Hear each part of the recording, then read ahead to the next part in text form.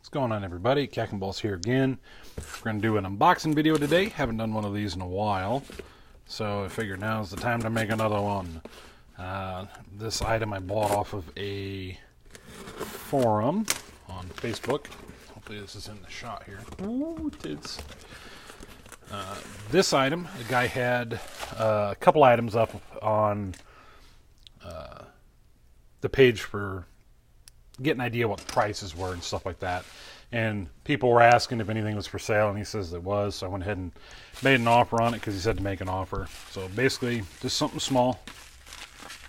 It is the Rockford Fosgate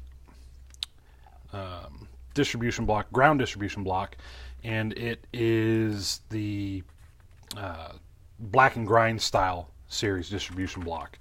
So pick this up, model number on it. Let me bring this in and then zoom in here. RP7085.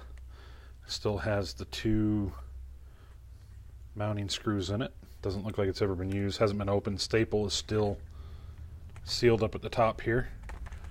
So nice little unit.